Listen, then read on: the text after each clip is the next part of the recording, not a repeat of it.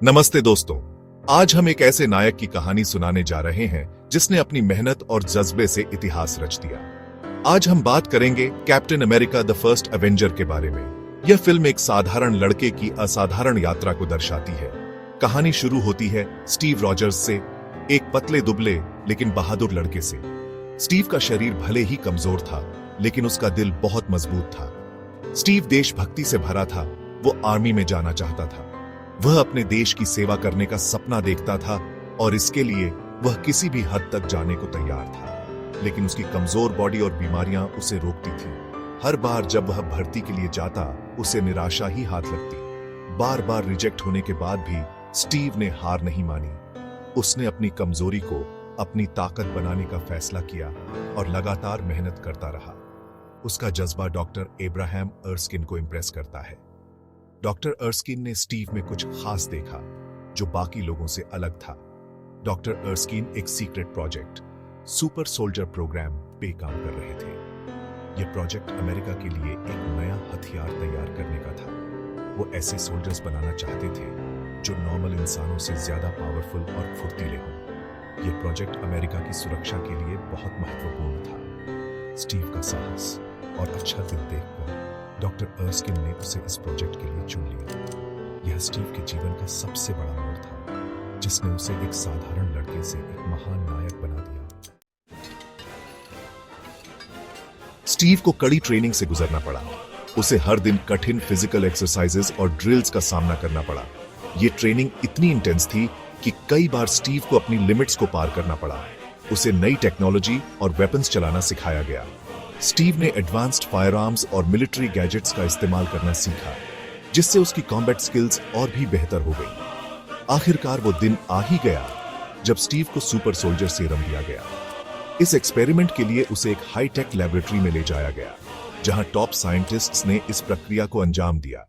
Serum के injection और वेटारेज की मदद से स्टीव की बॉडी बदल गई। उसकी मसल्स पहले से कहीं ज्यादा मजबूत हो गई और उसकी फिजिकल कैपेबिलिटीज में अद्भुत सुधार हुआ।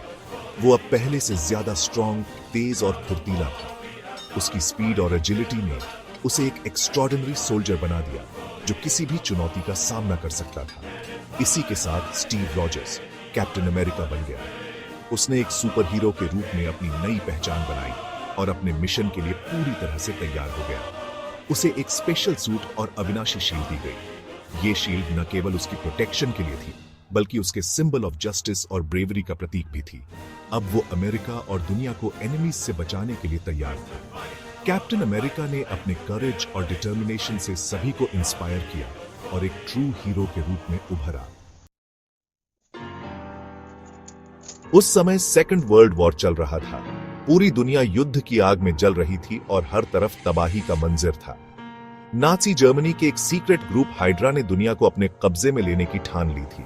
यह संगठन बेहद खतरनाक और शक्तिशाली था। हाइड्रा का लीडर था रेड स्कल, एक इविल साइंटिस्ट जो पावर का भूखा था। वह किसी भी हद तक जाने को तैयार था।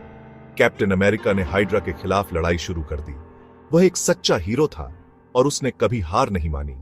उसने अपने फ्रेंड बकी बार्न्स और हावर्ड स्टार्क की मदद से हाइड्रा के कई प्लान्स फेल कर दिए। उनकी टीम ने मिलकर कई खतरनाक मिशन पूरे किए। इसी दौरान कैप्टन अमेरिका की मुलाकात पेगी कार्टर से हुई। पेगी एक बहादुर और होशियार एजेंट थी। पेगी एक ब्रेव एजेंट थी और कैप्टन के साथ मिलकर लड़ी। दोनों ने मिलकर कई मुश्किलों का सामना किया और दुश्मनों को हराया। पेगी और कैप्टन अमेरिका ने मिलकर कई रणनीतियां बनाई और उन्हें सफलतापूर्वक अंजाम दिया। उनकी टीम वर्क ने हाइड्रा को कमजोर कर दिया। इस तरह कैप्टन अमेरिका, बकी बार्न्स और पेगी कार्टर की टीम ने मिलकर हाइड्रा के खिलाफ जंग में महत्वपूर्ण भूमिका निभाई और दुनिया को बचाया। आखिरकार कैप्टन अमेरिका का सामना रेड स्कल से हुआ।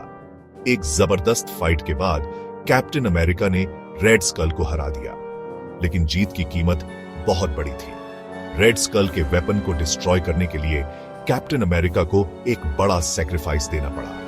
उसने खुद को उस प्लेन के साथ सी में गिरा दिया जिसमें बॉम्ब था। प्लेन के साथ सी में गिरने के बाद कैप्टन अमेरिका बर्फ में जम गया। कई सालों तक वो बर्फ में खोया रहा।